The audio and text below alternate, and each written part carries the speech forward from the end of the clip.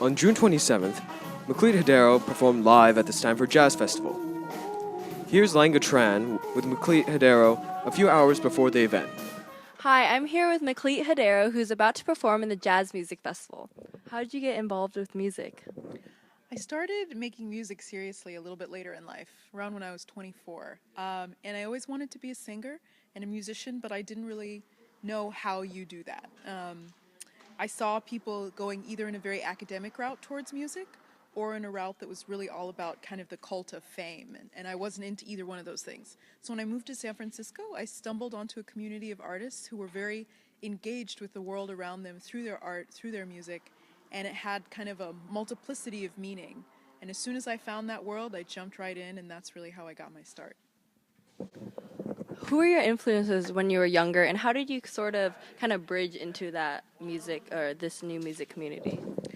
My influences, I like to say, my biggest influences were my voice teachers, because they taught me that the voice is an instrument and the true capacities to stretch in range, in what you know how to do, the tones you're able to make, the sounds you're able to communicate with the voice.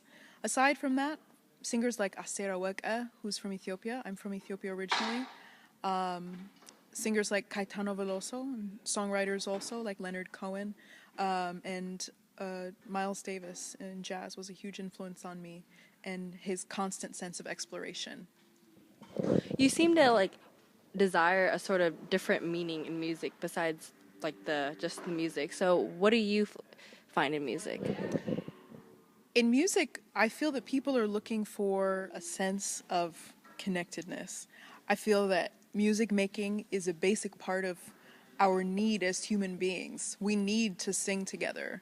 We need to feel alive through music and through the experience of seeing performances and concerts and exploring through the medium of sound. We all have voices. We all speak. We all have had the experience of music moving us. So that's what I'm really looking for, a kind of fundamental human connection that we all need. Why do you think music is maybe a better medium to help us connect? Well, we use music to talk about the things that are hard to talk about. And that's why it's hard to talk about music, because you're talking about the medium that you use to talk about the things that are hard to talk about. It gets sort of convoluted very quickly, but it's like a shortcut to the heart. If you don't mind, how have you used music to sort of talk about something difficult? Oh, well, it can be anything. It can be a difficult interaction with a person. It can be about the kind of paradoxes that pepper everyone's lives. Like here in the Bay Area, we live on a fault line. I wrote a song called Waiting for Earthquakes, which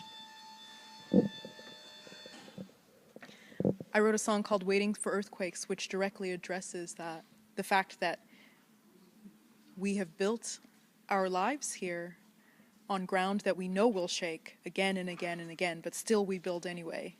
I think this is a beautiful part of humanity, but it's also scary. What have you learned throughout your career as a musician? Well, I'm sorry, what do you mean, what have I learned? Sorry, I was trying to get at sort of through your career path or through everything you've done to try to get as a musician, what have you learned? So maybe I should rephrase the question. I'll just say something, don't worry. What have you learned throughout your pursuit as a musician?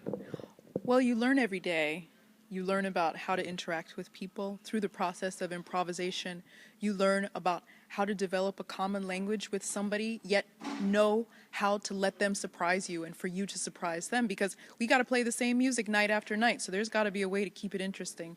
I've also learned that you do what you want to do by doing what you want to do, that the only way to grow in music is to play, and play in front of people, and that's a choice. It's a choice to grow in front of people's eyes, which is a scary thing, but is part of why the experience of playing music has so much fulfillment for me.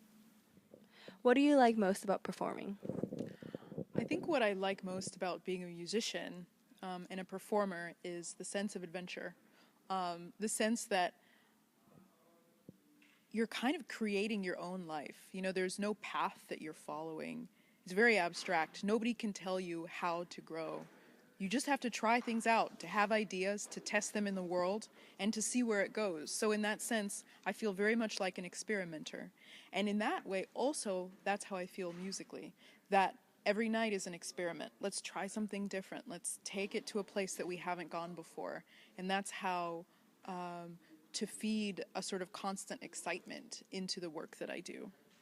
On that topic, are you excited for tonight's adventure? Oh, yeah, totally. I've wanted to play at the Stanford Jazz Festival for a long time, and it's amazing that it's happening tonight. And it's happening on my 10-year anniversary weekend of living in San Francisco. So I've been here 10 years, so this is kind of a celebration night for me. All right. Well, thank you so much, and I bet you'll be great tonight.